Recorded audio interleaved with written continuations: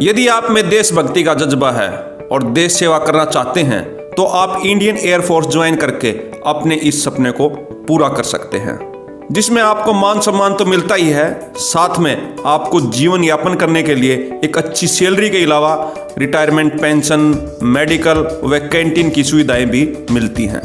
तो आज इस वीडियो में हम जानेंगे कि आप इंडियन एयरफोर्स कैसे ज्वाइन कर सकते हैं, इंडियन एयरफोर्स को ज्वाइन करने के लिए एलिजिबिलिटी क्राइटेरिया क्या चाहिए, सिलेक्शन प्रोसीजर क्या रहता है, एग्जाम पैटर्न क्या होता है, ट्रेड वाइज क्या काम होता है और आपको क्या सुविधाएं मिल सकती हैं। तो आइए शुरू करते हैं। सबसे पहले जानते हैं इंडियन एयरफोर्स को आप किन किन तरीकों से ज्वाइन कर सकते हैं। एयरफोर्स में आप ऑफिसर या एयरमैन के रूप में भर्ती होते हैं। ऑफिसर बनने के लिए आपको NDA, CDS या FCAT का एग्जाम क्लियर करना होता है, जिससे आप फ्लाइंग ब्रांच, टेक्निकल ब्रांच और ग्राउंड ड्यूटी ब्रांच में ऑफिसर के रूप में भर्ती होते हैं। NDA के थ्रू कैसे भर्ती हुआ जा सकता है, उसके लिए मैंने अलग से एक वीडियो बना रखी है, इसका लिंक मैं आई बटन में दे दूंगा, आप उसे देख लेना। अब बात करते हैं एयरमैन यानी कि ग्रुप X और ग्रुप Y में आप एयरफोर्स को कैसे ज्वाइन कर सकते हैं। ग्रुप X टेक्निकल ब्रांच होती है, जबकि group Y non technical branch होती है। ग्रुप X में आपको airframe fitter, propulsion fitter, weapon fitter, electrical fitter, electronic fitter, mechanical fitter, automobile fitter, workshop fitter के रूप में काम करना होता है। जबकि ग्रुप Y यानी कि नॉन टेक्निकल ब्रांच में account assistant, administrative assistant, logistic assistant, operation assistant, medical assistant, Indian air force police and security, ground training instructor, environmental sports service assistant, meteorological assistant, musician और क्रिप्टोग्राफर के रूप में काम करना होता है। अब जानते हैं ग्रुप X और ग्रुप Y के लिए एलिजिबिलिटी क्राइटेरिया क्या चाहिए।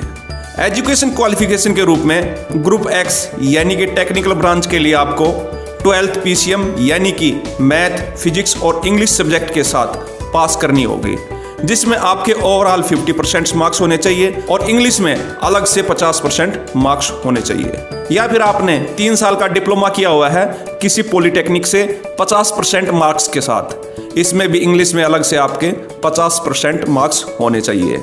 ग्रुप Y यानी कि नॉन टेक्निकल ब्रांच के लिए आपको 12th चाहे वह किसी भी स्ट्रीम से हो, आर्ट्स से हो, कॉमर्स से हो, 50% मार्क्स के साथ कंप्लीट करनी होगी, उसमें भी इंग्लिश में अलग से 50% मार्क्स होने चाहिए। या फिर आपने 2 साल का डिप्लोमा किसी ITI वगैरह से किया हुआ हो, इसमें भी वही 50% मार्क्स और इंग्लिश में अलग से 50% मार्क्स होने चाहिए। और साथ में आप अविवाहित हों, आप फिजिकली फिट हों, वह आपकी हाइट मिनिमम 152.5 सेंटीमीटर होनी चाहिए। अब जानते हैं ग्रुप X और ग्रुप Y के लिए सिलेक्शन प्रोसीजर क्या होता है। ग्रुप X और ग्रुप Y यानी कि एयरमैन के रूप में भर्ती होने के लिए आपको सबसे पहले रिटन टेस्ट देना होता है, उसके बाद फिजिकल, मेडिकल और हाल ही में उन्होंने एक और ऐड किया है SSB यानी कि ग्रुप डिस्कशन के रूप में भी टेस्ट होता है। उसके बाद मेरिट लिस्ट जारी की जाती है। रिटन टेस्ट की बात करें तो ये ऑनलाइन होता है, जिसमें ऑब्जेक्टिव टाइप क्वेश्चन होते हैं। ग्रुप X के अंदर फिजिक्स, मैथ और इंग्लिश से क्वेश्चन आते हैं। फिजिक्स के 25, मैथ के 25 और इंग्लिश के 20 क्वेश्चन होते हैं। टोटल 70 क्वेश्चन 60 मिनट यानी कि 1 घंटे में करने होते हैं। ग्रुप Y के एग्जाम में 20 क्वेश्चन इंग्लिश के और 30 क्वेश्चन रीजनिंग व GK के होते हैं, यानी कि 50 क्वेश्चन सिर्फ 45 मिनट में करने होते हैं। ध्यान रहे नेगेटिव मार्किंग भी होती है, हर रॉन्ग आंसर पर आपके 0.25 मार्क्स काट लिए जाते हैं। रिटन टेस्ट क्लियर करने वाले कैंडिडेट फिजिकल टेस्ट देते हैं, जिसमें आपको 1600 मीटर की रेस 6.5 मिनट में पूरी करनी होती है। 10 पुलअप, 10 सिटअप व 20 उठक बैठक भी करने होते हैं। साथ में आपकी चेस्ट कम से कम 5 सेंटीमीटर जरूर फूलनी चाहिए। मेडिकल टेस्ट में आपका नॉर्मल फिजिकल वेरिफिकेशन होता है, आप फिजिकली फिट हों, साथ में आपकी आई साइट, हियरिंग व डेंटल चेकअप वगैरह होते हैं। इसके बाद आपका SSB व ग्रुप डिस्कशन वगैरह होता है। इसमें सबसे पहले आपका एक आसान सा इंग्लिश कंप्रिहेंशन का टेस्ट होता है, जो कि 20 नंबर का होता है। इसके बाद एक सिचुएशन रिएक्शन टेस्ट होता है, जिसमें सिर्फ आपको पास ही होना होता है। साथ में आपको 15-15 कैंडिडेट के ग्रुप में बांट दिया जाता है और एक सिचुएशन पर आपको अपनी राय रखनी होती है। इन सब में सिर्फ आपको पास ही होना होता है। इन सब प्रोसीजर के बाद मेरिट लिस्ट तैयार की जाती है और यदि आपका मेरिट लिस्ट में नाम आता है तो आप इंडियन एयरफोर्स को ज्वाइन करते हैं। अब बात करते हैं फॉर्म कब निकलते हैं व कैसे अप्लाई करें। इंडियन एयरफोर्स के फॉर्म साल में 2 बार निकलते हैं, नॉर्मली जनवरी व जुलाई मंथ में, जिनको आप इंडियन एयरफोर्स की ऑफिशियल वेबसाइट पर जाकर अप्लाई कर सकते हैं, जिसका लिंक मैं डिस्क्रिप्शन में भी डाल दूंगा।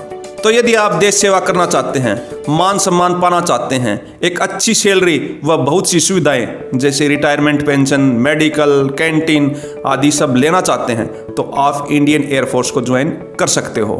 तो दोस्तों, यह थी इंडियन एयरफोर्स ज्वाइन करने की प्रक्रिया से जुड़ी पूरी जानकारी। यह जानकारी आपको अच्छी लगी है तो वीडियो को लाइक कीजिएगा व अपने दोस्तों व रिश्तेदारों में शेयर कीजिएगा, ताकि किसी बच्चे का इंडियन एयरफोर्स ज्वाइन करने का सपना समय रहते पूरा हो सके। और इसी तरह की नॉलेजफुल वीडियोज के लिए हमारे चैनल को सब्सक्राइब कीजिएगा। धन्यवाद।